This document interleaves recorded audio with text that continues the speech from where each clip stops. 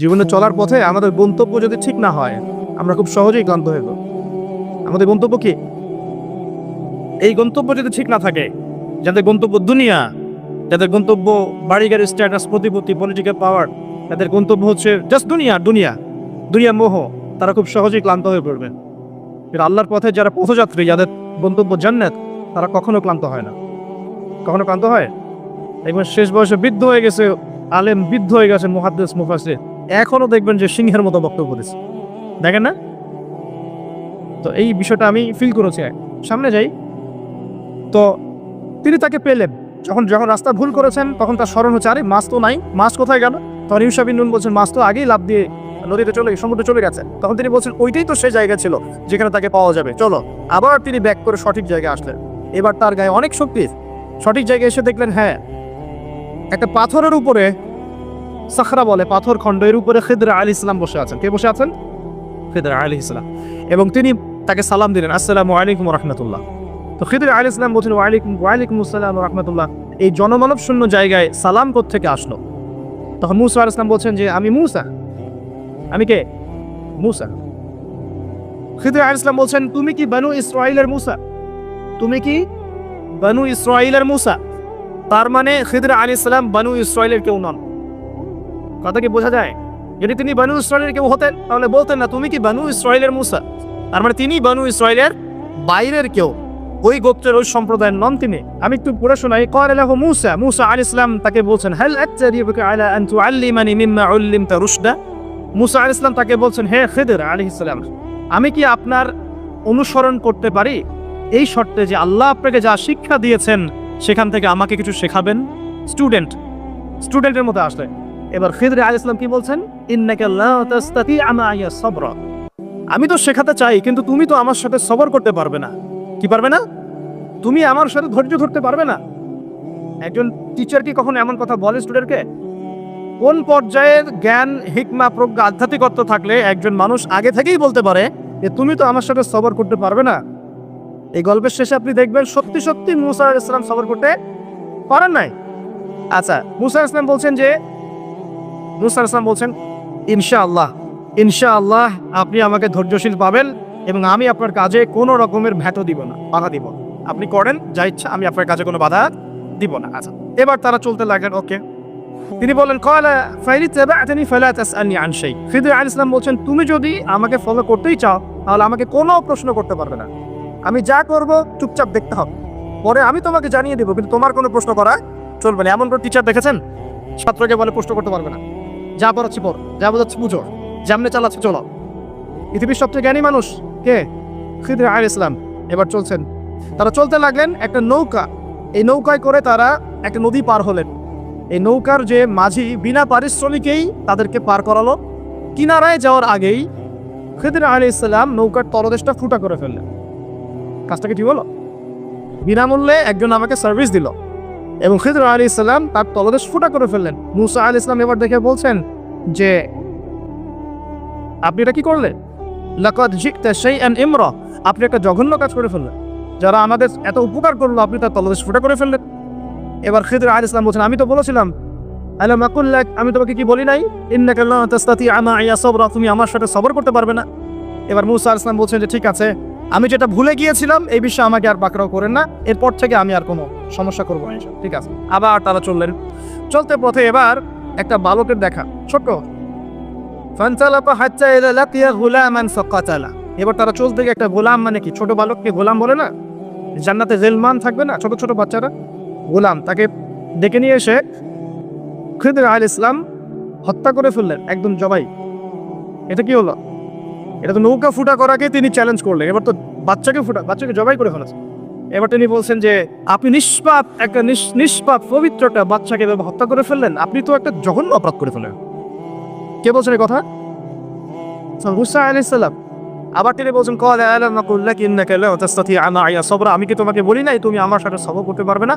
শেষবারের মতো, ক্বালা ইন সাআলতুকা আন শাইইন বা'দাহা ফালা তুসাহিবনি, এরপর যদি আমি আরেকটা কোয়েশ্চেন করেছি তাহলে আমাকে আর সাথে নিয়েন না। কে বলছে কথা? মুসা আলাইহিস সালাম। যিনি বলছেন আমি জ্ঞানী মানুষ, যার উপর তাওরাত নাযিল হচ্ছে। এবার ফানতালাকা, তারা চললেন, হাত্তা ইযা أتايا أهل قرية استطعما أهلها فأبوا أن يضيفوهما فوجدا فيها جدارا يريد أن ينقض فأقام قال لو شئت لاتخذت عليه أجرا। ঘটনা হচ্ছে এই যে তারা এবার চলতে পথে একটা গ্রামে প্রবেশ করলেন, গ্রামের লোকজনের কাছে মেহমানদারি চাইলেন। তো পানি, খাবার, নাস্তা পানি কিছু হবে? কোনো মেহমানদারি পেলেন না। অনেকটা আমাদের দ্য সিটি অফ আখিরুজ্জামানের মতো আর কি, আমাদের হচ্ছে পশ্চিমা সভ্যতার যে বস্তুবাদী জীবন ব্যবস্থা, প্রতিবেশীকে খোঁজ নেওয়ার সময় নাই, ভিক্ষুক আসলে মাফ করো। আচ্ছা না, এখন কি মানুষের উপকার করতে খুব বেশি পছন্দ করে? সত্যি কথা বলেন দেখে, বেশিরভাগ মানুষই কি এখন মানুষের উপকার করতে পছন্দ করে? কারণ বাসায় মেহমান আসলে মানুষ বিরক্ত হয়। বাসায় মেহমান আসলে কি হয়? মানুষ বিরক্ত হয়। মুখে না বললেও মনে মনে বিরক্ত হচ্ছে, কবে যাবে? বাসায় গেলে জিজ্ঞাসা করে খেয়ে আসছেন না, গিয়ে খাবেন, জিজ্ঞেস করে না? তো মানুষ কিন্তু এখন বস্তুবাদী।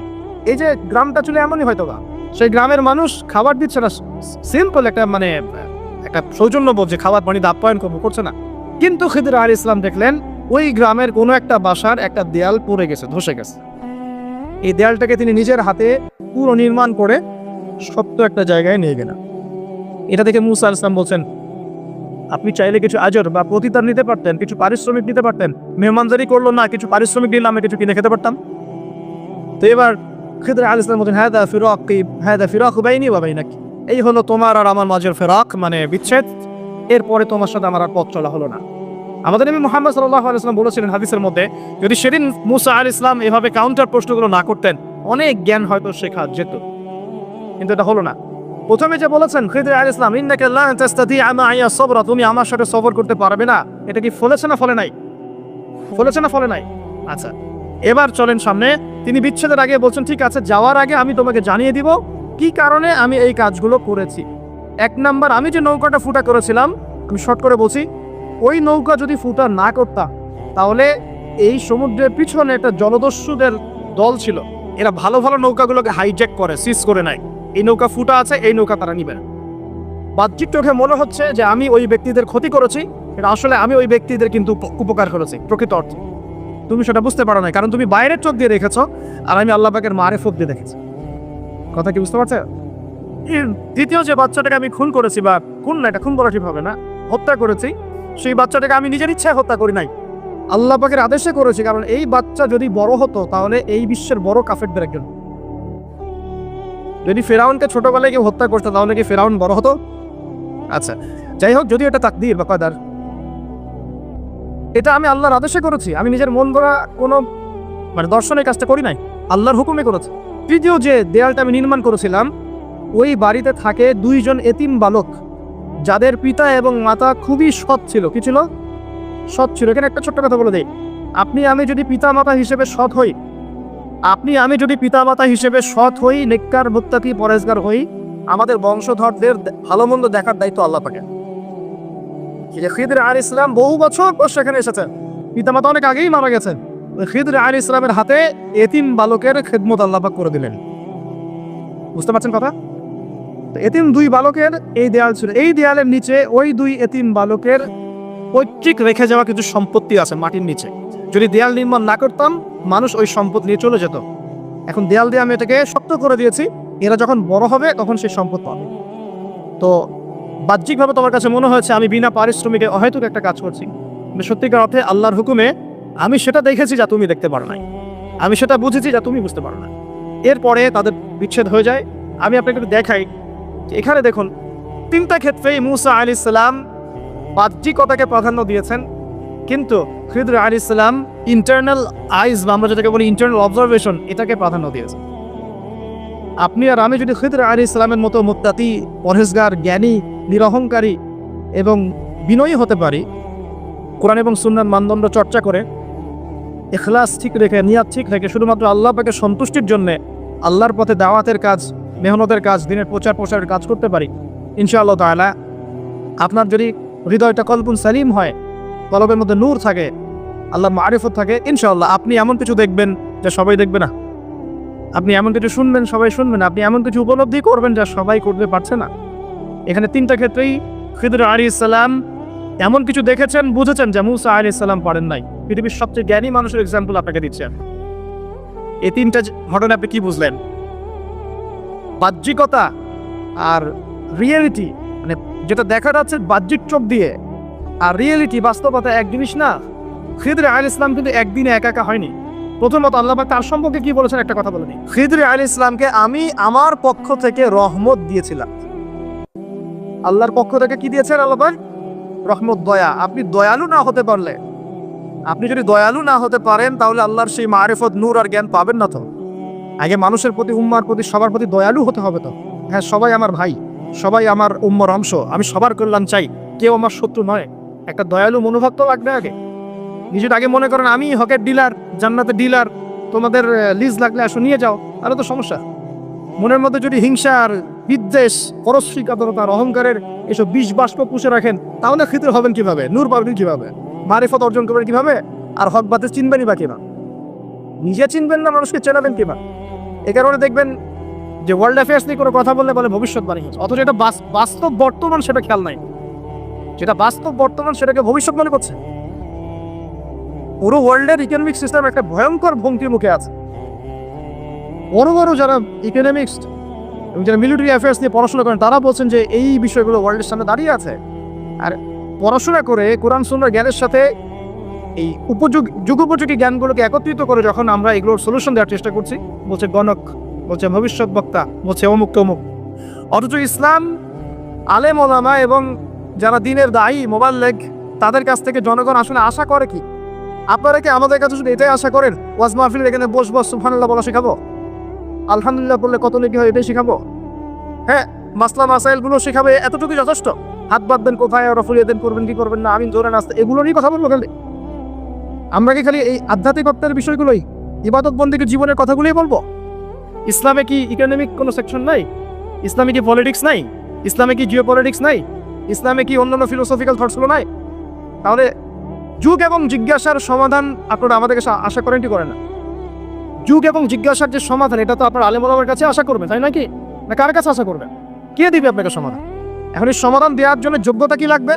আপনাকে খিদির হতে হবে, খিদর আলাইহিস সালামের মতো দূরদর্শিতা সম্পন্ন হতে হবে।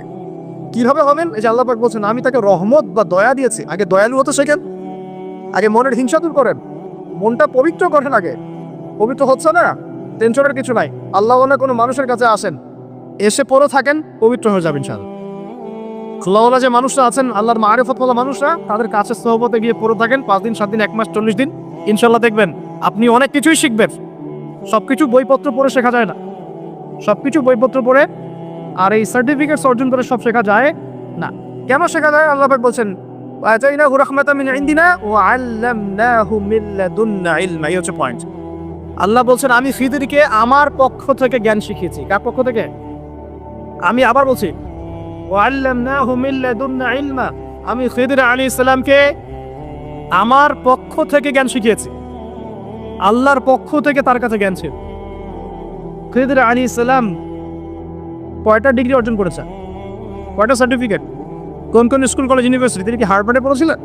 তিনি কেমব্রিজে পড়েছেন? আমাদের প্রাচ্যের অক্সফোর্ডে পড়েছেন? তো এখানে পড়েও খিদির হতে পারছি না কেন? তাহলে সমস্যা কোথায়? তার মানে জ্ঞান শুধুমাত্র প্রোটেস্ট্যান্ট ভার্সনে সার্টিফিকেটস অর্জন করা নয়, আর বইপত্রের খালি লেটার্সগুলোকে মুখস্থ করে নয়, এগুলোই জ্ঞান নয়। যতক্ষণ পর্যন্ত এগুলোর আমল না আসবে এবং আল্লাহ মানুষের সোহবতে না থাকবে, আত্মশুদ্ধি অর্জন না হবে, কলব পরিষ্কার না হবে, ততক্ষণ পর্যন্ত আল্লাহর মারিফত পাবে না। এখন কি মানুষের উপকার করতে খুব বেশি পছন্দ করে? সত্যি কথা বলেন দেখে, বেশিরভাগ মানুষই কি এখন মানুষের উপকার করতে পছন্দ করে? বরং বাসায় মেহমান আসলে মানুষ বিরক্ত হয়। বাসায় মেহমান আসলে কি হয়? মানুষ বিরক্ত হয়। মুখে না বললেও মনে মনে বিরক্ত হচ্ছে। কবে যাবে? বাসায় গেলে জিজ্ঞাসা করে খেয়ে আসছেন না, গিয়ে খাবেন, জিজ্ঞেস করে না? তো মানুষ কিন্তু এখন বস্তুবাদী। এই যে গ্রামটা ছিল এমনই হয়তো, সেই গ্রামের মানুষ খাবার দিচ্ছে না, সিম্পল একটা মানে একটা সৌজন্যবোধ যে খাবার পানিতে আপ্যায়ন করবো, করছে না। কিন্তু খিদর আলাইহিস সালাম দেখলেন ওই গ্রামের কোনো একটা বাসার একটা দেয়াল করে গেছে, ধসে গেছে। এই দেয়ালটাকে তিনি নিজের হাতে পুরো নির্মাণ করে শক্ত একটা জায়গায় নিয়ে গেলেন। এটা দেখে মুসা আলাইহিস সালাম বলছেন আপনি চাইলে কিছু আজর বা প্রতিদান নিতে পারতেন, কিছু পারিশ্রমিক দিতে পারতেন। মেহমানদারি করলো না, কিছু পারিশ্রমিক দিলে আমরা কিছু কিনে খেতে পারতাম। তো এবার খিদর আলাইহিস সালাম বলেন হাদা ফিরাকু বাইনি ওয়া বাইনাক, এই হলো তোমার আর আমার মাঝের ফিরাক, মানে বিচ্ছেদ। এরপরে তোমার সাথে আমার আর পথ চলা হলো না। আমাদের নবী মুহাম্মদ সাল্লাল্লাহু আলাইহি ওয়াসাল্লাম বলেছিলেন হাদিসের মধ্যে, যদি সেদিন মুসা আলাইহিস সালাম এভাবে কাউন্টার প্রশ্নগুলো না করতেন, অনেক জ্ঞান হয়তো শেখা যেত। কিন্তু এটা হলো না। প্রথমে যে বলেছেন খিদর আলাইহিস সালাম, ইন্নাকা লা তাস্তাতি'আ মা'ইয়া সাবরা, তুমি আমার সাথে সবর করতে পারবে না, এটা কি ফলেছে না ফলে নাই? ফলেছে না ফলে নাই? আচ্ছা, এবার চলেন সামনে। তিনি বিচ্ছেদের আগে বলছেন, ঠিক আছে, যাওয়ার আগে আমি তোমাকে জানিয়ে দিব কি কারণে আমি এই কাজগুলো করেছি। এক নাম্বার, আমি যে নৌকাটা ফুটা করেছিলাম, আমি শর্ট করে বলছি, ওই নৌকা যদি ফুটা না করতাম তাহলে এই সমুদ্রের পিছনে একটা জলদস্যুদের দল ছিল, এরা ভালো ভালো নৌকাগুলোকে হাইজ্যাক করে, সিজ করে নেয়। এই নৌকা ফুটা আছে, এই নৌকা তারা নিবে না। বাহ্যিক চোখে মনে হচ্ছে যে আমি ওই ব্যক্তিদের ক্ষতি করেছি, এটা আসলে আমি ওই ব্যক্তিদের কিন্তু উপকার করেছি প্রকৃত অর্থ। তুমি সেটা বুঝতে পারো না, কারণ তুমি বাইরের চোখ দিয়ে দেখেছ, আর আমি আল্লাহ পাকের মারেফত দিয়ে দেখেছি। কথা কি বুঝতে পারছে? দ্বিতীয় যে বাচ্চাটাকে আমি খুন করেছি, বা খুন না, এটা খুন করা ঠিক হবে না, হত্যা করেছি, সেই বাচ্চাটাকে আমি নিজের ইচ্ছায় হত্যা করি নাই, আল্লাহ পাকের আদেশে করেছি। কারণ এই বাচ্চা যদি বড় হতো তাহলে এই বিশ্বের বড় কাফেরদের একজন। যদি ফেরাউনকে ছোটবেলায় কেউ হত্যা করতো তাহলে কি ফেরাউন বড় হতো? আচ্ছা, যাই হোক, যদি এটা তাকদীর বা কাদার, এটা আমি আল্লাহর আদেশে করেছি, আমি নিজের মন গড়া কোনো দর্শনের কাজটা করি নাই, আল্লাহর হুকুমে করেছি। তৃতীয় যে দেয়ালটা আমি নির্মাণ করেছিলাম, ওই বাড়িতে থাকে 2 জন এতিম বালক, যাদের পিতা এবং মাতা খুবই সৎ ছিল। কি ছিল? সৎ ছিল। এখানে একটা ছোট্ট কথা বলে দিই, আপনি আমি যদি পিতা মাতা হিসেবে সৎ হই, সৎ হই, নেককার, মুত্তাকি, পরেজগার হই, আমাদের বংশধরদের ভালো মন্দ দেখার দায়িত্ব আল্লাহ পাকের। যে খিদর আলাইহিস সালাম বহু বছর পর সেখানে এসেছেন, পিতামাতা অনেক আগেই মারা গেছেন, ওই খিদর আলাইহিস সালামের হাতে এতিম বালকের খেদমত আল্লাহ পাক করে দিলেন। বুঝতে পারছেন কথা? এতিম 2 বালকের এই দেয়াল ছিল, এই দেয়ালের নিচে ওই 2 এতিম বালকের পৈতৃক রেখে যাওয়া কিছু সম্পত্তি আছে মাটির নিচে। যদি দেয়াল নির্মাণ না করতাম, মানুষ ওই সম্পদ নিয়ে চলে যেত। এখন দেয়াল দিয়ে আমি এটাকে শক্ত করে দিয়েছি, এরা যখন বড় হবে তখন সেই সম্পদ পাবে। তো বাহ্যিকভাবে তোমার কাছে মনে হচ্ছে আমি বিনা পারিশ্রমিকে অহেতুক একটা কাজ করছি, কিন্তু সত্যিকার অর্থে আল্লাহর হুকুমে আমি সেটা দেখেছি যা তুমি দেখতে পারো নাই, আমি সেটা বুঝেছি যা তুমি বুঝতে পারো না। এরপরে তাদের বিচ্ছেদ হয়ে যায়। আমি আপনাকে একটু দেখাই যে এখানে দেখুন, 3টা ক্ষেত্রেই মূসা আলাইহিস সালাম বাহ্যিকতাকে প্রাধান্য দিয়েছেন, কিন্তু খিদর আলাইহিস সালাম ইন্টারনাল আইজ, বা আমরা যেটাকে বলি ইন্টারনাল অবজারভেশন, এটাকে প্রাধান্য দিয়েছেন। আপনি আর আমি যদি খিদর আলাইহিস সালামের মতো মুত্তাকি, পরহেজগার, জ্ঞানী, নিরহংকারী এবং বিনয়ী হতে পারি, কোরআন এবং সুন্নাহর মানদণ্ড চর্চা করে, ইখলাস ঠিক রেখে, নিয়াত ঠিক রেখে, শুধুমাত্র আল্লাহ পাকের সন্তুষ্টির জন্য আল্লাহর পথে দাওয়াতের কাজ, মেহনতের কাজ, দিনের প্রচার প্রসারের কাজ করতে পারি, ইনশাআল্লাহ তাআলা আপনার যদি হৃদয়টা কলবুন সালিম হয়, কলবের মধ্যে নূর থাকে, আল্লাহ মারিফত থাকে, ইনশাআল্লাহ আপনি এমন কিছু দেখবেন যা সবাই দেখবে না, আপনি এমন কিছু শুনবেন সবাই শুনবে না, আপনি এমন কিছু উপলব্ধি করবেন যা সবাই করতে পারছে না। এখানে 3টা ক্ষেত্রেই খিদর আলাইহিস সালাম এমন কিছু দেখেছেন, বুঝেছেন যা মূসা আলাইহিস সালাম পারেন নাই। পৃথিবীর সবচেয়ে জ্ঞানী মানুষের এক্সাম্পল আপনাকে দিচ্ছে। এই 3টা ঘটনা আপনি কি বুঝলেন? বাহ্যিকতা আর রিয়েলিটি, যেটা দেখা যাচ্ছে বাহ্যিক চোখ দিয়ে, আর রিয়েলিটি, বাস্তবতা এক জিনিস না। খিদর আলাইহিস সালাম কিন্তু একদিনে একা একা হয়নি। প্রথমত আল্লাহ পাক তার সম্পর্কে কি বলেছেন একটা কথা বলে দিই, খিদর আলাইহিস সালামকে আমি আমার পক্ষ থেকে রহমত দিয়েছিলাম। আল্লাহর পক্ষ থেকে কি দিয়েছেন আল্লাহ পাক? রহমত, দয়া। আপনি দয়ালু না হতে পারলে, আপনি যদি দয়ালু না হতে পারেন, তাহলে আল্লাহর সেই মারিফত, নূর আর জ্ঞান পাবেন না। তো আগে মানুষের প্রতি, উম্মার প্রতি, সবার প্রতি দয়ালু হতে হবে। তো হ্যাঁ, সবাই আমার ভাই, সবাই আমার উম্মার অংশ, আমি সবার কল্যাণ চাই, কেউ আমার শত্রু নয়। একটা দয়ালু মনোভাব তো লাগবে আগে। নিজের আগে মনে করেন আমি হকের ডিলার, জান্নাতের ডিলার, তোমাদের লিজ লাগলে আসো নিয়ে যাও, আরে তো সমস্যা। মনের মধ্যে যদি হিংসার, বিদ্বেষ, পরশ্রীকাতরতার, অহংকারের এসব বিষ বাষ্প পুষে রাখেন, তাহলে খিদর হবেন কিভাবে? নূর পাবেন কিভাবে? মারিফত অর্জন করবেন কিভাবে? আর হক বাতিল চিনবেনই বা কিভাবে? নিজে চিনবেন না, মানুষকে চেনাবেন কিভাবে? এই কারণে দেখবেন যে ওয়ার্ল্ড অ্যাফেয়ার্স নিয়ে কোনো কথা বলে ভবিষ্যৎবাণী করছে, অথচ এটা বাস্তব বর্তমান, সেটা খেয়াল নাই। যেটা বাস্তব বর্তমান সেটাকে ভবিষ্যৎ মনে করছে। পুরো ওয়ার্ল্ডের ইকোনমিক সিস্টেম একটা ভয়ঙ্কর হুমকি মুখে আছে। বড় বড় যারা ইকোনমিক্স এবং যারা মিলিটারি অ্যাফেয়ার্স নিয়ে পড়াশোনা করেন, তারা বলছেন যে এই বিষয়গুলো ওয়ার্ল্ডের সামনে দাঁড়িয়ে আছে। আর পড়াশোনা করে কোরআন সুন্নাহর জ্ঞানের সাথে এই যুগোপযোগী জ্ঞানগুলোকে একত্রিত করে যখন আমরা এগুলোর সলিউশন দেওয়ার চেষ্টা করছি, বলছে গণক, বলছে ভবিষ্যৎ বক্তা, বলছে অমুক তমুক। অথচ ইসলাম, আলেম ওলামা এবং যারা দিনের দায়ী, মোবাল্লেগ, তাদের কাছ থেকে জনগণ আসলে আশা করে কি? আপনারা কি আমাদের কাছে শুধু এটাই আশা করেন ওয়াজ মাহফিল এখানে বসবো, সুবহানাল্লাহ বলা শেখাবো, আলহামদুলিল্লাহ বললে কত নাকি হয় এটাই শেখাবো? হ্যাঁ, মাসলা মাসাইলগুলো শেখাবে, এতটুকু যথেষ্ট। হাত বাদ দেন কোথায়, আর ফুলিয়ে দেন, করবেন কি করবেন না, আমিন জোরে নাস্তা, এগুলো নিয়ে কথা বলবো খালি? আমরা কি খালি এই আধ্যাত্মিকত্বের বিষয়গুলোই, ইবাদত বন্দিকে জীবনের কথাগুলোই বলবো? ইসলামে কি ইকোনমিক কোনো সেকশন নাই? ইসলামে কি পলিটিক্স নাই? ইসলামে কি জিও পলিটিক্স নাই? ইসলামে কি অন্যান্য ফিলোসফিক্যাল থটসগুলো নাই? তাহলে যুগ এবং জিজ্ঞাসার সমাধান আপনারা আমাদের কাছে আশা করেন কি করেন? যুগ এবং জিজ্ঞাসার যে সমাধান, এটা তো আপনার আলেম ওলামার কাছে আশা করবে, তাই নয় কি? না কার কাছে আশা করবে? কে দিবে আপনাকে সমাধান? এখন এই সমাধান দেওয়ার জন্য যোগ্যতা কি লাগবে? আপনাকে খিদির হতে হবে, খিদির আলাইহিস সালামের মতো দূরদর্শিতা সম্পন্ন হতে হবে। কিভাবে হবেন? ওই যে আল্লাহ পাক বলছেন, আমি তাকে রহমত বা দয়া দিয়েছি। আগে দয়ালু হতে শেখেন, আগে মনের হিংসা দূর করেন, মনটা পবিত্র করেন। আগে পবিত্র হচ্ছে না, টেনশনের কিছু নাই। আল্লাহ কোনো মানুষের কাছে আসেন, এসে পড়ে থাকেন, পবিত্র হয়ে যাবেন ইনশাআল্লাহ। আল্লাহওয়ালা যে মানুষরা আছেন, আল্লাহর মারিফতওয়ালা মানুষরা, তাদের কাছে সোহবতে গিয়ে পড়ে থাকেন 5 দিন 7 দিন 1 মাস 40 দিন, ইনশাআল্লাহ দেখবেন আপনি অনেক কিছুই শিখবেন। সবকিছু বইপত্র পড়ে শেখা যায় না, সবকিছু বইপত্র পড়ে আর এই সার্টিফিকেট অর্জন করে সব শেখা যায় না। কেন শেখা যায়? আল্লাহ পাক বলছেন, আতাইনাহু রাহমাতাম মিন ইনদিনা ওয়া আল্লামনাহু মিন লাদুন্না ইলমা। এই হচ্ছে পয়েন্ট। আল্লাহ বলছেন, আমি খিদিরকে আমার পক্ষ থেকে জ্ঞান শিখিয়েছি। কার পক্ষ থেকে? আমি আবার বলছি, ওয়া আল্লামনাহু মিন লাদুন্না ইলমা। আমি খিদির আলাইহিস সালামকে আমার পক্ষ থেকে জ্ঞান শিখিয়েছি। আল্লাহর পক্ষ থেকে তার কাছে জ্ঞান ছিল। খিদির আলাইহিস সালাম কয়টা ডিগ্রি অর্জন করেছেন? কয়টা সার্টিফিকেট? কোন কোন স্কুল কলেজ ইউনিভার্সিটি? তিনি কি হার্ভার্ডে পড়েছিলেন? তিনি কি কেমব্রিজে পড়েছেন? আমাদের প্রাচ্যের অক্সফোর্ডে পড়েছেন? তো এখানে পড়েও খিদির হতে পারছি না কেন? তাহলে সমস্যা কোথায়? তার মানে জ্ঞান শুধুমাত্র প্রোটেস্ট্যান্ট ভার্সনে সার্টিফিকেট অর্জন করা নয়, আর বইপত্রের খালি লেটার্সগুলোকে মুখস্থ করে নয়, এগুলোই জ্ঞান নয়। যতক্ষণ পর্যন্ত এগুলোর আমল না আসবে এবং আল্লাহ মানুষের সোহবতে না থাকবে, আত্মশুদ্ধি অর্জন না হবে, কলব পরিষ্কার না হবে, ততক্ষণ পর্যন্ত আল্লাহর মারিফত পাবে না। তুমি কি কথা বুঝতে পারছে? একটু উঁচু স্তরে কথা বলছে হয়তো আপনাদের সামনে, কিন্তু কথাগুলো খুব ইম্পর্টেন্ট। আপনারা পরে বুঝবেন, রেকর্ডিং হচ্ছে, পরে বারবার শুনেন। শুধুমাত্র প্রোটেস্ট্যান্ট ভার্সনে এগুলো মুখস্থ করার মধ্যে জ্ঞান সীমাবদ্ধ নয়।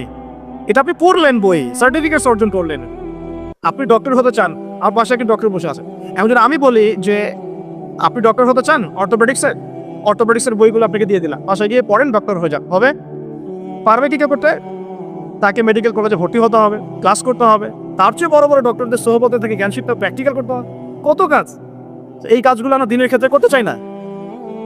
আমি একটা বিষয় থেকে ফোকাস করছি, খিদির না হতে পারলে সে জামানে টেকা যাবে না। কারণ এই জামানা রিয়েলিটি আর বাস্তবতার মধ্যে কোনো মিল নাই। দূরদর্শিতা লাগবে, চিন্তা হবে, চিন্তা করে নূর লাগবে। ওই যে বললাম, নূর আপনাকে অন্ধকার জাহিলিয়াতে আলোর পথ দেখাবে, অন্ধকার থেকে আলোর পথ দেখাবে ইনশাআল্লাহ। তো প্রথমে লাগবে জ্ঞান, দয়া, একটা কলবুন সালিম, প্রশান্ত হৃদয়, আল্লাহ পাকের মারিফত এবং আল্লাহর নূর অর্জন হবে। কিভাবে? প্রথমে আপনি জ্ঞান অর্জন করে আমল করবেন, এরপর আল্লাহওয়ালা মানুষের কাছে থাকবেন, তাদের সাথে সম্পর্ক রাখবেন, আলেম ওলামা থেকে ডিটাচড হয়ে থাকবেন না, কখনো না। তাদের সোহবতে গিয়ে গিয়ে পড়ে থাকবেন। সপ্তাহে 5 দিন কাজ করছেন, 2 দিন তো ফ্রি আছেন, 2 দিনের মধ্যে 1 দিন সময় দিবেন, পারা যাবে না? বহু ওলামায়ে কেরাম বাংলার আনাচে কানাচে কাজ করছেন, অফলাইনেই অনলাইনে, তাদেরকে পাবেন না আপনি। এমন আল্লাহওয়ালা মারিফতওয়ালা মানুষ আছে বাংলাদেশের মাটিতে, যাদেরকে আপনি অনলাইনে একটা ছবিও খুঁজে পাবেন না, আছে। আমরা বাধ্য হয়ে প্রকাশ হয়ে গেছি, এখন তো ছবি মূর্তি এটা আমরা তো অ্যাভয়েড করতে পারছি না। আর আমি বারবার নিষেধ করার পরেও এই কাজগুলো আপনারা করছেন, এটাকে আমি আসলে খুব একটা সাপোর্ট করি না, কিন্তু বাধ্য হয়ে যাচ্ছে অনেক সময়। আল্লাহ পাক মাফ করে দেখ, দোয়া করুন। চেষ্টা করছি যেগুলো থেকে বের হওয়া, কিভাবে বের পাওয়া যায়। তো শুধুমাত্র নিজে নিজে জ্ঞান অর্জন নয়, আমল দরকার, সোহবত দরকার। আর কি দরকার বললাম? কলবুন সালিম, যে প্রশান্ত একটা হৃদয় দরকার, আল্লাহ নূর দরকার, মারিফত। এরপরে দেখবেন আপনি এমন কিছু দেখছেন, শুনছেন, বুঝতে পারছেন যেটা সবাই পারবে না। এখানে দেখেন 3টা ক্ষেত্রেই খিদির আলাইহিস সালাম কি সঠিক না ভুল? সঠিক না ভুল? আচ্ছা, এখন তার কাজগুলোকে মুসা আলাইহিস সালামের কাছে কি মনে হচ্ছিল, সঠিক না ভুল? এই জামানা তো সেই জামানা যে জামানায় আপনি দেখবেন সত্য মিথ্যার মানদণ্ড উল্টে গেছে। আমানতদারকে খেয়ানতকারী বলা হচ্ছে, খেয়ানতকারীকে আমানতদার বলা হচ্ছে। প্রচন্ড রকম উগ্র একজন মানুষকে আপনি বলছেন ভালো মানুষ, কিন্তু একজন ভালো মানুষকে আপনি বলছেন উগ্রী। প্রচন্ড রকম জালেম একটা সভ্যতাকে আপনি বলছেন একদম বিশ্বের সবচেয়ে উন্নত সভ্যতা, কিন্তু আদতে তারা বিশ্বের সবচেয়ে নিকৃষ্ট সভ্যতা। বাহ্যিকভাবে আপনি দেখছেন ইকোনমিক প্রোগ্রেস আসলে দেখছেন ধসে যাচ্ছে। বাস্তবতা হচ্ছে এটা ধসে যাচ্ছে। আপনি দেখছেন নারীর অধিকার একদম আদতে নারীরা জাহান্নামী হচ্ছে বেশি বেশি। বাহ্যিকভাবে দেখছেন যে পোশাক চেঞ্জ হয়ে যাচ্ছে, ছেলের পোশাক মেয়ে, মেয়ের পোশাক ছেলে, তাই না? এটা শুধু বাহ্যিক পোশাকই হচ্ছে না, এটা আপনার সমাজের ফাংশনাল রোলটাও চেঞ্জ হচ্ছে। সমাজের ফাংশনাল রোলের মধ্যে মেয়ে ছেলের জায়গায় আসছে, ছেলে মেয়ের জায়গায় আছে। সিম্পল কথা, কি বুঝতে কঠিন মনে হচ্ছে? আচ্ছা, এবার এখানে চলে আসেন।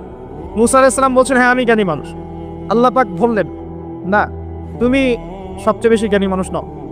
মুসা আলাইহিস সালামের উপরে কি নাযিল হয়েছিল? তাওরাত। আল্লাহ পাক তার সাথে কথা বলেন নাই? বলেছিলেন? তুর পাহাড়ে তিনি আগুন দেখেছিলেন, আল্লাহ পাক কথা বলেছিলেন না? কালিমুল্লাহ বলা হয়। মুসা আলাইহিস সালামকে বিশাল একটা গোত্রের দায়িত্ব দেওয়া হয়েছিল, বনু ইসরাইল।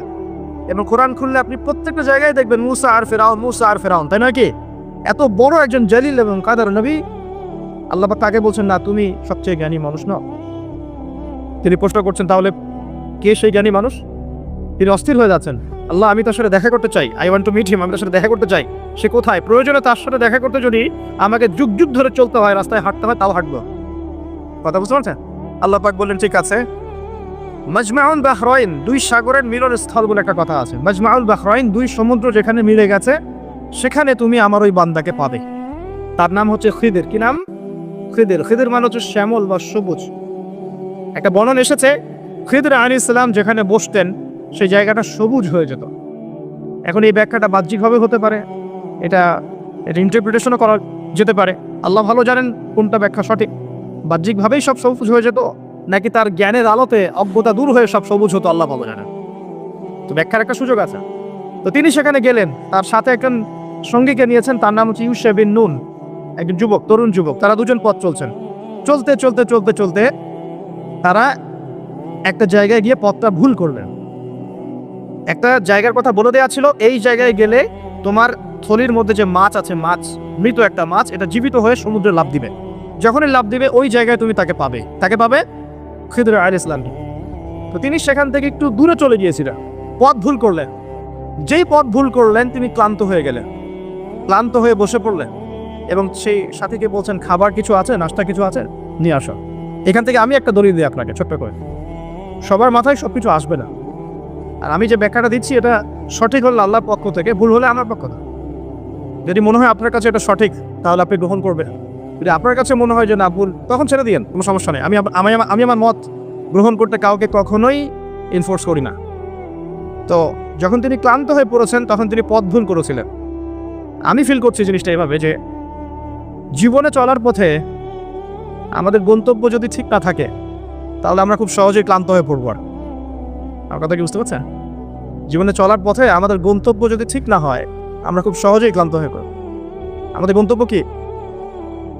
এই গন্তব্য যদি ঠিক না থাকে, যাদের গন্তব্য দুনিয়া, যাদের গন্তব্য বাড়ি গাড়ি, স্ট্যাটাস, প্রতিপত্তি, পলিটিক্যাল পাওয়ার, তাদের গন্তব্য হচ্ছে জাস্ট দুনিয়া মোহ, তারা খুব সহজেই ক্লান্ত হয়ে পড়বে। এর আল্লাহর পথে যারা পথযাত্রী, যাদের গন্তব্য জান্নাত, তারা কখনো ক্লান্ত হয় না। কখনো ক্লান্ত হয়? দেখবেন শেষ বয়সে বৃদ্ধ হয়ে গেছে আলেম, বৃদ্ধ হয়ে গেছে মুহাদ্দিস, মুফাসসির, এখনো দেখবেন যে সিংহের মতো বক্তব্য দিচ্ছে, দেখেন না? তো এই বিষয়টা আমি ফিল করেছি। সামনে যাই। তো তিনি তাকে পেলেন। যখন রাস্তা ভুল করেছেন, তখন তার স্মরণ হচ্ছে, আরে মাছ তো নাই, মাছ কোথায় গেল? তখন ইউশা বিন নুন বলছেন, মাছ তো আগেই লাফ দিয়ে নদীতে সমুদ্রে চলে গেছে। তখন তিনি বলছেন, ওইটাই তো সেই জায়গা ছিল যেখানে তাকে পাওয়া যাবে, চলো। আবার তিনি ব্যাক করে সঠিক জায়গায় আসলেন। এবার তার গায়ে অনেক শক্তি। সঠিক জায়গায় এসে দেখলেন, হ্যাঁ, একটা পাথরের উপরে, সাখরা বলে, পাথর খণ্ড, এর উপরে খিদির আলাইহিস সালাম বসে আছেন। কে বসে আছেন? খিদির আলাইহিস সালাম। এবং তিনি তাকে সালাম দিলেন, আসসালামু আলাইকুম ওয়া রাহমাতুল্লাহ। তো খিদির আলাইহিস সালাম বলছেন, ওয়ালাইকুম আসসালাম ওয়া রাহমাতুল্লাহ। এই জনগণব শূন্য জায়গায় সালাম কোত্থেকে আসলো? তখন মুসা আলাইহিস সালাম বলছেন যে, আমি মুসা। আমি কে? মুসা। খিদির আলাইহিস সালাম বলছেন, তুমি কি বনু ইসরাইলের মুসা? তুমি কি বনু ইসরাইলের মুসা? তার মানে খিদির আলাইহিস সালাম বনু ইসরাইলের কেউ নন। কথা কি বোঝা যায়? যদি তিনি বনু ইসরাইলের কেউ হতেন, তাহলে বলতেন না, তুমি কি বনু ইসরাইলের মুসা? তার মানে তিনি বনু ইসরাইলের বাইরের কেউ, ওই গোত্রের, ওই সম্প্রদায়ের নন তিনি। আমি একটু পড়ে শোনাই। ক্বালা লাহু মুসা, মুসা আলাইহিস সালাম তাকে বলছেন, হাল আত্তাবিউকা আলা আন তুআল্লিমানি মিম্মা উল্লিমতা রুশদা। মুসা আলাইহিস সালাম তাকে বলছেন, হে খিদির আলাইহিস সালাম, আমি কি আপনার অনুসরণ করতে পারি এই শর্তে যে আল্লাহ আপনাকে যা শিক্ষা দিয়েছেন সেখান থেকে আমাকে কিছু শেখাবেন। স্টুডেন্টের মতো আসলে এবার খিদর আলাইহিস সালাম কি বলছেন, ইন্নাকা লা তাসতাতি'আ মা'ইয়া সাবরা, আমি তো শেখাতে চাই কিন্তু তুমি তো আমার সাথে সবর করতে পারবে না। কি পারবে না? তুমি আমার সাথে ধৈর্য ধরতে পারবে না। একজন টিচার কি কখনো এমন কথা বলে স্টুডেন্টকে? কোন পর্যায়ের জ্ঞান, হিকমা, প্রজ্ঞা, আধ্যাত্মিকতা থাকলে একজন মানুষ আগে থেকেই বলতে পারে যে তুমি তো আমার সাথে সবর করতে পারবে না? এই গল্পের শেষে আপনি দেখবেন সত্যি সত্যি মুসা আলাইহিস সালাম সবর করতে পারেন নাই। আচ্ছা, মুসা আলাইহিস সালাম বলছেন ইনশাআল্লাহ আপনি আমাকে ধৈর্যশীল পাবেন এবং আমি আপনার কাজে কোনো রকমের ভ্যাটো দিব না, বাধা দিব না। আপনি করেন যা ইচ্ছা, আমি আপনার কাজে কোনো বাধা দিব না। আচ্ছা, এবার তারা চলতে লাগলেন। ওকে, তিনি বললেন ক্বালা ফাইনিত্তাবা'তানি ফালা তাসআলনি আন শাই। খিদর আলাইহিস সালাম বলছেন তুমি যদি আমাকে ফলো করতেই চাও তাহলে আমাকে কোনো প্রশ্ন করতে পারবে না। আমি যা করব চুপচাপ দেখতে হবে, পরে আমি তোমাকে জানিয়ে দেব, কিন্তু তোমার কোনো প্রশ্ন করা চলবে না। এমন করে টিচার দেখেছেন ছাত্রকে বলে প্রশ্ন করতে পারবে না, যা পারছি পড়ো, যা বুঝাচ্ছি বুঝো, যেমনে চালাচ্ছি চলো। পৃথিবীর সবচেয়ে জ্ঞানী মানুষ কে? খিদর আলাইহিস সালাম। এবার চলছেন, তারা চলতে লাগলেন একটা নৌকা, এই নৌকায় করে তারা একটা নদী পার হলেন। এই নৌকার যে মাঝি বিনা পারিশ্রমিকেই তাদেরকে পার করালো। কিনারায় যাওয়ার আগেই খিদর আলাইহিস সালাম নৌকার তলদেশটা ফুটা করে ফেললেন। কাজটা কি ঠিক হলো? বিনামূল্যে একজন আমাকে সার্ভিস দিল এবং খিদর আলাইহিস সালাম তার তলদেশ ফুটা করে ফেললেন। মুসা আলাইহিস সালাম এবার দেখে বলছেন যে আপনি এটা কি করলেন? লাকাদ জি'তা শাইআন ইমরা, আপনি একটা জঘন্য কাজ করে ফেললেন। যারা আমাদের এত উপকার করলো আপনি তার তলদেশ ফুটা করে ফেললেন। এবার খিদর আলাইহিস সালাম বলছেন আমি তো বলেছিলাম, আলাম আকুল লাক, আমি তোমাকে কি বলি নাই, ইন্নাকা লা তাসতাতি'আ মা'ইয়া সাবরা, তুমি আমার সাথে সবর করতে পারবে না। এবার মুসা আলাইহিস সালাম বলছেন যে ঠিক আছে, আমি যেটা ভুলে গিয়েছিলাম এই বিষয়ে আমাকে আর পাকড়াও করেন না, এরপর থেকে আমি আর কোনো সমস্যা করবো না ইনশাআল্লাহ। ঠিক আছে। আবার তারা চললেন। চলতে পথে এবার একটা বালকের দেখা, ছোট্ট। ফানতালাকা হাত্তা ইযা লাকিয়া গুলামান ফাকাতালা। এবার তারা চলতে গিয়ে একটা গোলাম, মানে কি ছোট বালককে গোলাম বলে না, জান্নাতে গিলমান থাকবে না ছোট ছোট বাচ্চারা, গোলাম, তাকে ডেকে নিয়ে এসে খিদর আলাইহিস সালাম হত্যা করে ফেললেন, একদম জবাই। এটা কি হলো? এটা তো নৌকা ফুটা করাকে তিনি চ্যালেঞ্জ করলেন, এবার তো বাচ্চাকে জবাই করে ফেলেছেন। এবার তিনি বলছেন যে আপনি নিষ্পাপ পবিত্র একটা বাচ্চাকে এভাবে হত্যা করে ফেললেন, আপনি তো একটা জঘন্য অপরাধ করে ফেললেন। কে বলছেন এই কথা? মুসা আলাইহিস সালাম। আবার তিনি বলছেন ক্বালা আলাম আকুল লাক ইন্নাকা লা তাসতাতি'আ মা'ইয়া সাবরা, আমি কি তোমাকে বলি নাই তুমি আমার সাথে সবর করতে পারবে না?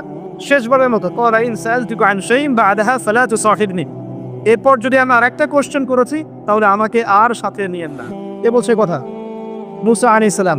যিনি বলছেন আমি জ্ঞানী মানুষ, যার উপর তাওরাত নাযিল হচ্ছে। আপনি কি কথা বুঝতে পারছে? একটু উঁচু স্তরে কথা বলছে হয়তো আপনাদের সামনে, কিন্তু কথাগুলো খুব ইম্পর্টেন্ট। আপনারা পরে বুঝবেন, রেকর্ডিং হচ্ছে, পরে বারবার শুনেন। শুধুমাত্র প্রোটেস্ট্যান্ট ভার্সনে এগুলো মুখস্থ করার মধ্যে জ্ঞান সীমাবদ্ধ নয়। এটা আপনি পড়লেন, বই সার্টিফিকেট অর্জন করলেন। আপনি ডক্টর হতে চান, আমার বাসায় কি ডক্টর বসে আছেন। এখন যদি আমি বলি যে আপনি ডক্টর হতে চান অর্থোপেডিক্সের বইগুলো আপনাকে দিয়ে দিলাম, বাসায় গিয়ে পড়েন, ডক্টর হয়ে যান, হবে? পারবে কি কে পড়তে? তাকে মেডিকেল কলেজে ভর্তি হতে হবে, ক্লাস করতে হবে, তার চেয়ে বড় বড় ডক্টরদের সোহবত থেকে জ্ঞান শিখতে হবে, প্র্যাকটিক্যাল করতে হবে, কত কাজ। এই কাজগুলো আমরা দিনের ক্ষেত্রে করতে চাই না। আমি একটা বিষয় দিকে ফোকাস করছি, খিদর না হতে পারলে সে জামানায় টেকা যাবে না। কারণ এই জামানা রিয়েলিটি আর বাস্তবতার মধ্যে কোনো মিল নাই। দূরদর্শিতা লাগবে, চিন্তা হবে, চিন্তা হলে নূর লাগবে। ওই যে বললাম, নূর আপনাকে অন্ধকার জাহিলিয়াতে আলোর পথ দেখাবে, অন্ধকার থেকে আলোর পথ দেখাবে ইনশাআল্লাহ। তো প্রথমে লাগবে জ্ঞান, দয়া, একটা কলবুন সালিম, প্রশান্ত হৃদয়, আল্লাহ পাকের মারেফত এবং আল্লাহর নূর অর্জন হবে কিভাবে? প্রথমে আপনি জ্ঞান অর্জন করে আমল করবেন, এরপর আল্লাহওয়ালা মানুষের কাছে থাকবেন, তাদের সাথে সম্পর্ক রাখবেন। আলেম ওলামা থেকে ডিটাচড হয়ে থাকবেন না, কখনো না। তাদের সোহবতে গিয়ে গিয়ে পড়ে থাকবেন। সপ্তাহে 5 দিন কাজ করছেন, 2 দিন তো ফ্রি আছেন, 2 দিনের মধ্যে 1 দিন সময় দিবেন, পারা যাবে না? বহু ওলামায়ে কেরাম বাংলার আনাচে কানাচে কাজ করছেন, অফলাইনেই অনলাইনে, তাদেরকে পাবেন না আপনি। এমন আল্লাহওয়ালা মারেফতওয়ালা মানুষ আছে বাংলাদেশের মাটিতে যাদেরকে আপনি অনলাইনে একটা ছবিও খুঁজে পাবেন। আছে, আমরা বাধ্য হয়ে প্রকাশ হয়ে গেছি, এখন তো ছবি মূর্তি এটা আমরা তো অ্যাভয়েড করতে পারছি না। আর আমি বারবার নিষেধ করার পরে এই কাজগুলো আপনারা করছেন, এটাকে আমি আসলে খুব একটা সাপোর্ট করি না, কিন্তু বাধ্য হয়ে যাচ্ছে অনেক সময়। আল্লাহ পাক মাফ করে দেখ, দোয়া করুন। চেষ্টা করছি যেগুলো থেকে বের হওয়া, কিভাবে বের পাওয়া যায়। তো শুধুমাত্র নিজে নিজে জ্ঞান অর্জন নয়, আমল দরকার, সোহবত দরকার।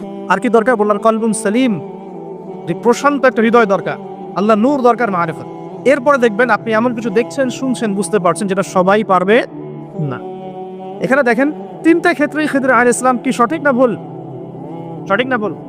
আচ্ছা, এখন তার কাজগুলোকে মুসা আলাইহিস সালামের কাছে কি মনে হচ্ছিল, সঠিক না ভুল? এই জামানাটা সেই জামানা যে জামানায় আপনি দেখবেন সত্য মিথ্যার মানদণ্ড উল্টে গেছে। আমানতদারকে খেয়ানতকারী বলা হচ্ছে, খেয়ানতকারীকে আমানতদার বলা হচ্ছে। প্রচন্ড রকম উগ্র একজন মানুষকে আপনি বলছেন ভালো মানুষ, কিন্তু একজন ভালো মানুষকে আপনি বলছেন উগ্র। প্রচন্ড রকম জালেম একটা সভ্যতাকে আপনি বলছেন একদম বিশ্বের সবচেয়ে উন্নত সভ্যতা, আদতে তারা বিশ্বের সবচেয়ে নিকৃষ্ট সভ্যতা। বাহ্যিকভাবে আপনি দেখছেন ইকোনমিক প্রোগ্রেস, আসলে দেখছেন ধসে যাচ্ছে। বাস্তবতা হচ্ছে এটা ধসে যাচ্ছে। আপনি দেখছেন নারীর অধিকার একদম, আদতে নারীরা জাহান্নামী হচ্ছে বেশি বেশি। বাহ্যিকভাবে দেখছেন যে পোশাক চেঞ্জ হয়ে যাচ্ছে, ছেলের পোশাক মেয়ে, মেয়ের পোশাক ছেলে, তাই না? এটা শুধু বাহ্যিক পোশাকই হচ্ছে না, এটা আপনার সমাজের ফাংশনাল রোলটাও চেঞ্জ হচ্ছে। সমাজের ফাংশনাল রোলের মধ্যে মেয়ে ছেলের জায়গায় আসছে, ছেলে মেয়ের জায়গায় আছে। ভিতর থেকে দেখা শেখেন আপনি, ভিতর থেকে দেখা শেখেন। দেখছি আমরা উম্মার জন্য অনেক কিছু করে ফেলছি, কিন্তু আদতে আমরা এখনো ঐক্যবদ্ধই হতে পারছি না। আমরা সবাই মিলে একটা জায়গায় আসতেই পারছি না এখনো। ছোটখাটো বিষয়গুলোকে নিয়ে অনলাইন অফলাইন গরম করে রেখে দিচ্ছে একেবারে, তাই না? অথচ বাস্তবতা হচ্ছে দিন দিন মানুষ খ্রিস্টান হচ্ছে, দিন দিন মানুষ কাদিয়ানি হচ্ছে, দিন দিন মানুষ শিয়া হয়ে যাচ্ছে, উম্মার ঐক্য বিনষ্ট হচ্ছে। মিডিয়া, প্রযুক্তি, ফাইন্যান্স সব পশ্চিমারা নিয়ে নিচ্ছে। আমরাই বসে বসে এভাবেই আছি। আপোষ শেষ পেলা, এগুলো টোটালি টাইম ওয়েস্ট করা। নবী সাল্লাল্লাহু আলাইহি ওয়াসাল্লাম একদিন মসজিদ নববীর মিম্বরের উপরে আছেন। প্রথম ধাপে তিনি বলেছেন আমিন, দ্বিতীয় ধাপে উঠে বলছেন আমিন, এবং তৃতীয় ধাপে উঠে বলছেন আমিন। সাহাবা একরাম জিজ্ঞাসা করছেন রাদিয়াল্লাহু আনহুম আজমাইন, যে হে আল্লাহর রাসূল সাল্লাল্লাহু আলাইহি ওয়াসাল্লাম, এভাবে তো কখনো আপনাকে আমিন বলতে শুনিনি। তখন নবীজি বলছেন, যখন আমি প্রথম ধাপে ছিলাম তখন জিবরাইল আলাইহিস সালাম এসে আমাকে বলছেন যে ধ্বংস হোক সেই ব্যক্তি, ধ্বংস হোক সেই ব্যক্তি যে ব্যক্তি তার পিতা মাতাকে পেয়েছে বা বৃদ্ধ পিতা মাতাকে পেয়েছে, দুজনকে বা দুজনের একজনকে পেয়েছে, তাদের খেদমত করে জান্নাত লাভ করতে পারে নাই, সে ব্যক্তি ধ্বংস হোক। তখন নবীজি বলেছেন আমিন। আমি কি বুঝতে পারছি? আমাদের বাসায় কি পিতামাতা আছে? পিতামাতার খেদমতের মধ্য দিয়ে জান্নাত অর্জন করার চেষ্টা করুন, আল্লাহ পাক তৌফিক দান করুন। আবার অনেক সময় বিপরীত চিত্র দেখা যায় যে অনেক পিতামাতা সন্তান সন্ততিদেরকে দ্বীন ইসলাম পালনে বাধা প্রদান করছেন। দাড়ি রাখলে বাধা দিচ্ছেন, টাকনুর উপর কাপড় পরলে বাধা দিচ্ছেন, নামাজ পড়লে, কোরআন তেলাওয়াত করলে, আল্লাহর পথে সময় দিলে, আল্লাহর পথে মেহনত করলে বাধা প্রদান করছেন। এটাও কিন্তু ঠিক হচ্ছে না।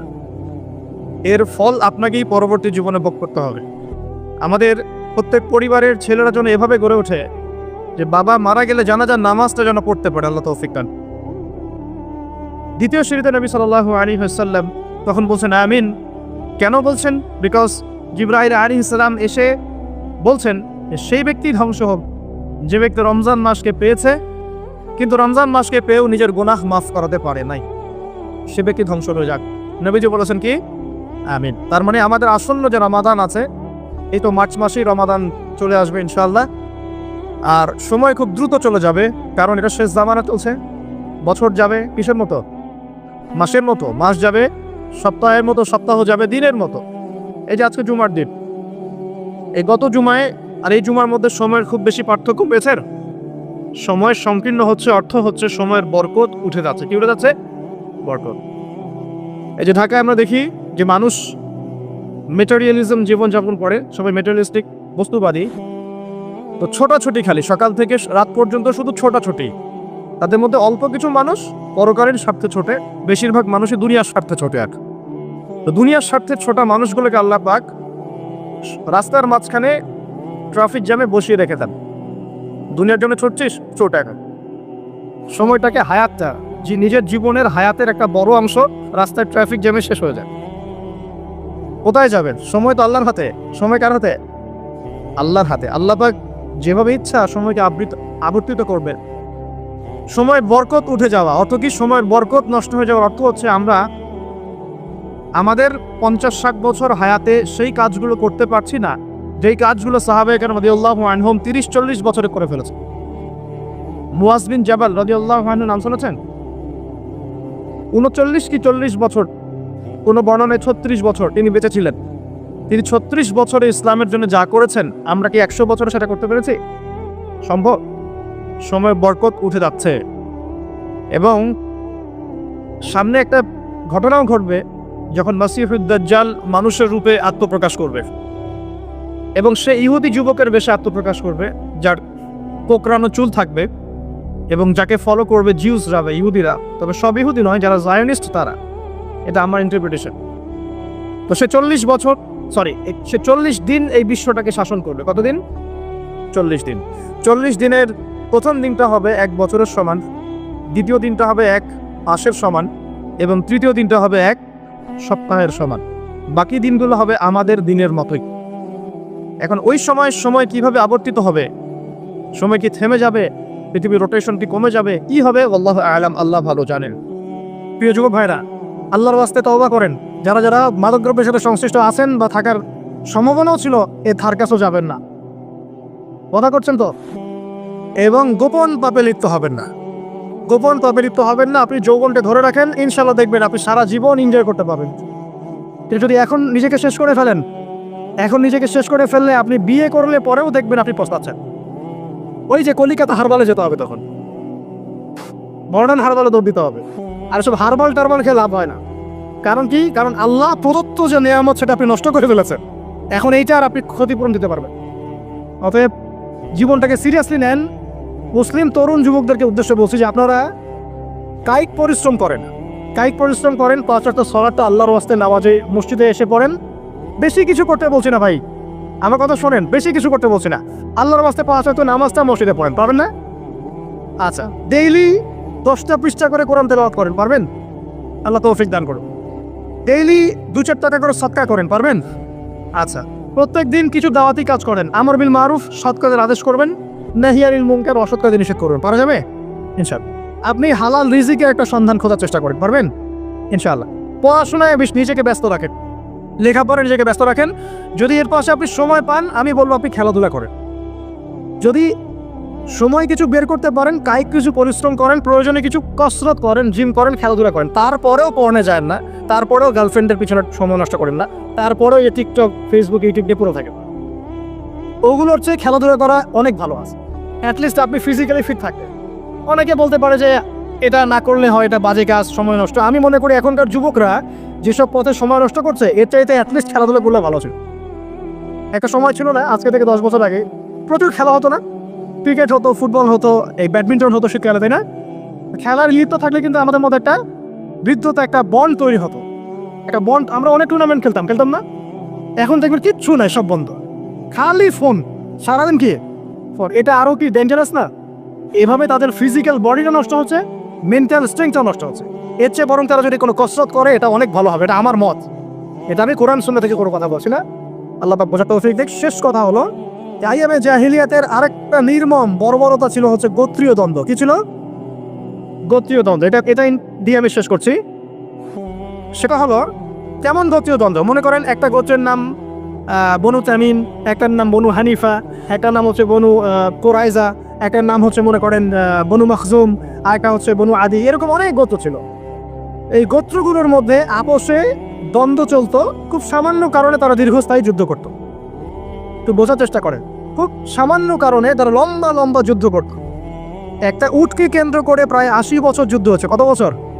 80 বছর। এখন আপনাকে বলি, এই যে জাহেলিয়াতের এই যে গোত্রীয় হানাহানি, মারামারি, কাটাকাটি, এটা কি এখন সারা বিশ্বে ছড়িয়ে পড়েছে কি পড়ে নাই? আল্লাহ নূর দিয়ে রাখেন, পড়েছে কি পড়ে নাই? দেশে দেশে হানাহানি বেড়েছে না কমেছে? রাসূলুল্লাহ সাল্লাল্লাহু আলাইহি ওয়াসাল্লাম 23 বছর নবুয়তের জীবনে যতগুলো জিহাদ করেছেন এবং সারিয়া করেছেন, এতে সব মিলে হয়তো 2 থেকে 3 হাজার মানুষও মারা যায় নাই।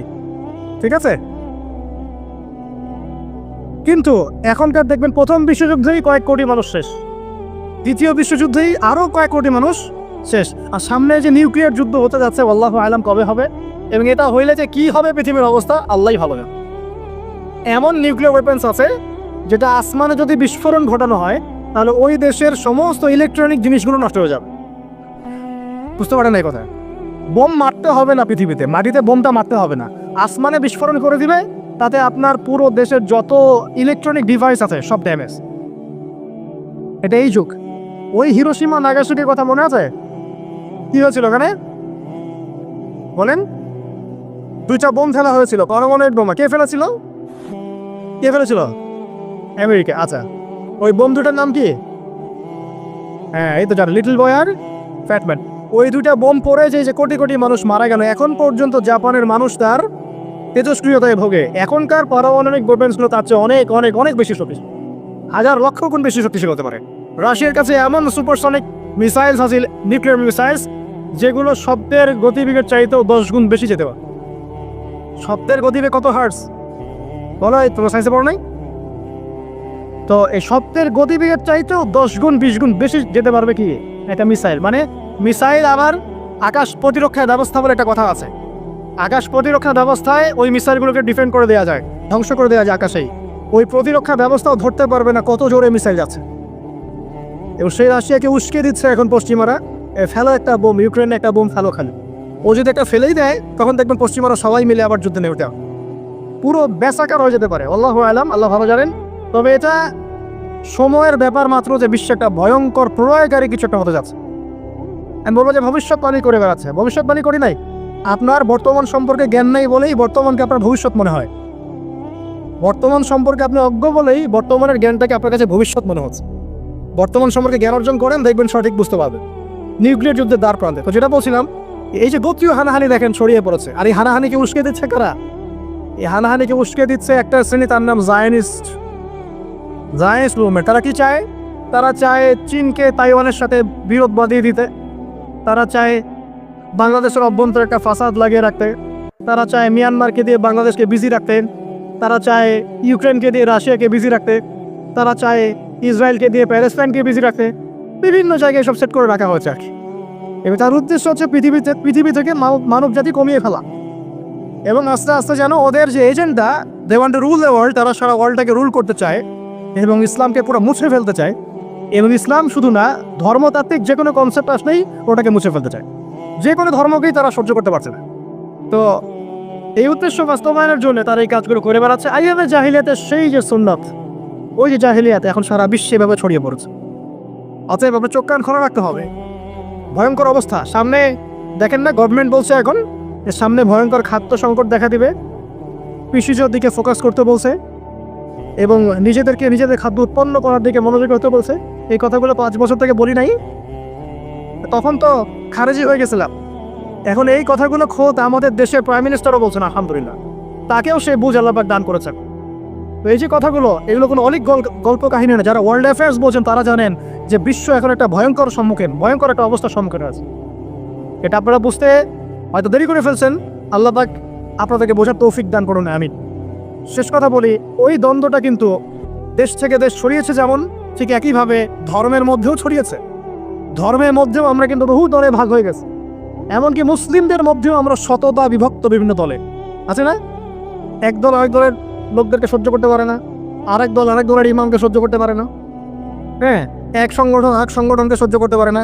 এই যে গোত্রীয় হানাহানির সুন্নত, ওই আয়ামে জাহিলিয়াতের সুন্নত, এটা এখন মুসলিমদের মধ্যেও ঢুকে পড়েছে। প্রিয় ভাইরা, দেখুন, আমি এক কথায় বোঝাতে চাইলাম যে জাহিলি যুগ আপনি যেটাকে বলছেন, আয়ামে জাহিলিয়াত যেটাকে বলছেন, যে কারণে বলছেন, ওই কারণগুলো প্রত্যেকটা কারণে এখনকার বিশ্বে মজুদ আছে। শুধুমাত্র স্বল্প পরিসরে না, এখন বড় পরিসরে মজুদ আছে। অতএব আপনাকে যদি আইয়ামে জাহিলিয়াতুল আকবার বলে কোনো বিশ্বকে রিকগনাইজ করতে হয়, তাহলে এখনকার বিশ্বকে করতে হবে। অতএব এই ওয়ার্ল্ড অ্যাফেয়ার্সটাকে বোঝেন, জাহিলিয়াতটাকে বোঝেন। এই জাহিলিয়াত থেকে উত্তরণের জন্য সমাধান কে দিয়েছিল বলেন? ইসলাম কি সমাধান দেয়নি? ইসলাম সমাধান দিয়েছে, কোরআন সমাধান দিয়েছে।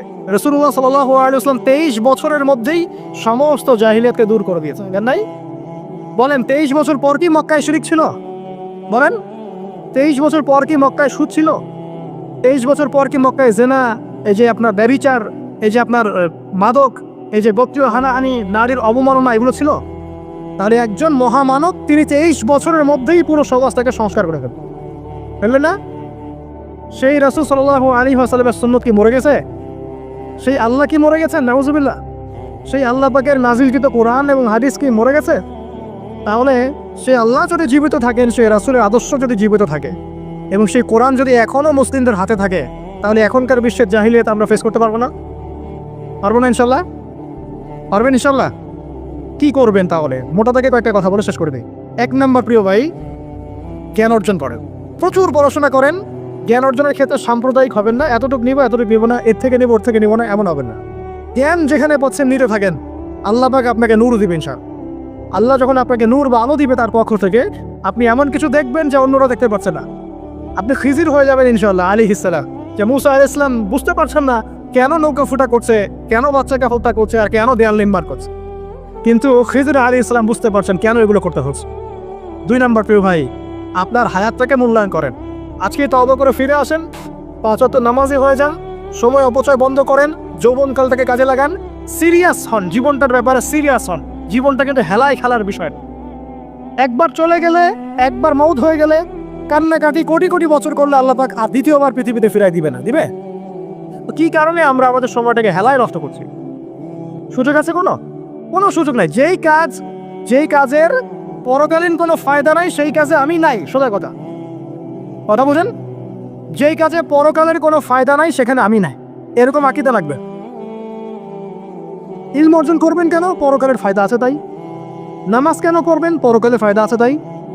প্রেমের সম্পর্ক করবো না কেন? পরকালে ফায়দা নাই তাই।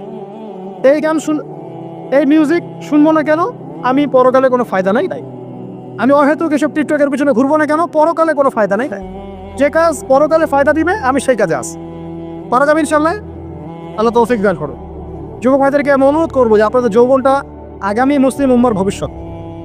এই যে বলে না যে জাতির কাণ্ডারি হবে অমুক তমুক, কেউ জাতির কাণ্ডারি হতে পারবে না। জাতির কাণ্ডারি যদি হতে চায় তাহলে মুসলিম যুবকরাই হতে পারবে ইনশাআল্লাহ। যারা সারাদিন মাদকদ্রব্য সেবন করে এরা জাতিকে কিচ্ছু দিতে পারবে না। যারা সারাদিন হকি স্টিক নিয়ে ঘুরছে আর নির্মমভাবে মানুষকে মারছে এরা জীবনেও জাতিকে কিচ্ছু দিতে পারবে না। ফাসাদ সৃষ্টি করা ছাড়া কিচ্ছু করতে পারবে না। দেশকে, জাতিকে এবং উম্মাকে যদি এগিয়ে নিতে হয় শুধু মুসলিম যুবকরাই পারবে ইনশাআল্লাহ। এবং কারা পারবে? যারা অন্য ধর্মের মানুষ কিন্তু মনটা স্বচ্ছ সৎ, তারাও পারবে। যাদের মনে সততা আছে অন্য ধর্মের হলেও তারা পারবে ইনশাআল্লাহ। যার মনে সততা নাই সে পারবে না। করাপ্টেড দুর্নীতিপূর্ণ মন নিয়ে কখনো দেশের খেদমত, জাতির খেদমত করা যায় না। বাংলাদেশের সবচেয়ে বড় সমস্যা দুর্নীতি। বাংলাদেশের 1 নম্বর সমস্যা দুর্নীতি। দুর্নীতি যদি না থাকতো আর সমস্ত কালো টাকা ধরে সাদা করা যেত, বাংলাদেশের মানুষকে আজকে না খেয়ে মরতে হতো না। সামনের দিনগুলো কঠিন হবে, ভয়াবহ হবে, এটা সবাই বুঝতে পারছে, হয়তো শুধু আপনারা পারছেন না। আল্লাহ পাক আপনাদেরকে বোঝার তৌফিক দান করুন, আমিন। সামনে যান, নিজের জীবনকে কাজে লাগান, যৌবনকে কাজে লাগান, একটা হালাল রিজিক সার্চ করেন। অল্প রিজিকে সন্তুষ্ট হয়ে যান, উচ্চাভিলাষী হবেন না। উচ্চাভিলাষী হওয়ার দরকার নেই, যতটুকু আসছে আলহামদুলিল্লাহ, এটুকুর মধ্যেই সন্তুষ্ট থাকেন, পারবেন ইনশাআল্লাহ। সামনে যাবেন, আদর্শ পরিবার করবেন, পরিবারের মধ্যে ইসলাম থাকবে। পরিবারের পিতা হবে ইব্রাহিম, পরিবার সন্তান হবে ইসমাইল, পরিবারের স্ত্রী হবে হাজরা অথবা সারা আলাইহিম আসসালাম। দিনদার ছেলে নাই, বিয়ে নাই, দিনদার মেয়ে নাই, বিয়ে নাই। ওই যেটা আপনি মনে করছেন রূপ সৌন্দর্য হাবি যাবে, কিচ্ছু থাকবে না ভাই, কিচ্ছু থাকবেন। 1 বছর 2 বছর পরে সব শেষ। দিনদার স্ত্রী পাবেন, চোখ বন্ধ করে বিয়ে করে ফেল। আর দিনদার স্বামী পাবেন, বিয়ে করে ফেল। আমার স্বামী কত বড় ব্যাংকের চাকরি করে, কত বড় ডিগ্রি, কত বড় সার্টিফিকেট, এটা পরের ইস্যু। আগের ইস্যু হচ্ছে আমার স্বামী নামাজ পড়ে কিনা, এই লোক আমার স্বামী হতে যাচ্ছে, এর দাঁড়িয়ে আছে কিনা, ইসলাম পালন করে কিনা, ইসলামের প্রতি ভালো ধারণা আছে কিনা, সে আমাকে পর্দায় রাখবে কিনা, এগুলো বড় জিনিস। পরিবার গড়ব ইসলামিক ভিত্তিতে, ইসলাম নাই পরিবার নাই। এমনকি পরিবার গড়ার পরেও যদি দেখেন যে পরিবারের সদস্যদেরকে বোঝাতে বোঝাতে আপনি ক্লান্ত হয়ে যাচ্ছে, পরিবারের সদস্যদেরকে দিন বোঝাতে আপনি ক্লান্ত, কিছুতেই দিন বুঝতে চায় না, আপনি আসহাবুল কাহাফ হয়ে যান, তাও ভাব, বুঝলেন নাই? আপনি নিজের চরকায় তেল দেন, ওটা বাদ দেন, ওর কবরের হিসাব ওর উপর ছেড়ে দেন, আপনি ইব্রাহিম হয়ে যান, আপনি আসহাবুল কাহাফ হয়ে যান, তাও ভাব। ইসলাম নিয়ে কোনো কম্প্রোমাইজ নাই। পরিবারের সদস্যরাও যদি আল্লাহর পথে চলার ক্ষেত্রে প্রতিবন্ধকতা সৃষ্টি করে, বাদ দিয়ে দেন, দরকার। আল্লাহর জমিন প্রশস্ত, আল্লাহর জমিন প্রশস্ত, আল্লাহর রিজিক প্রশস্ত ইনশাআল্লাহ। আল্লাহ তাআলা উত্তম আরো কিছু দিবেন আপনাকে ইনশাআল্লাহ তাআলা। খেয়াল রাখবেন, পরিবারের মধ্যে ইসলাম থাকতে হবে। এখানে কিন্তু আপনাকে কেউ বাধা দিবে না, এর কর্তা আপনি নিজেই। আল্লাহ পাক তৌফিক এনায়েত করুন, আমিন।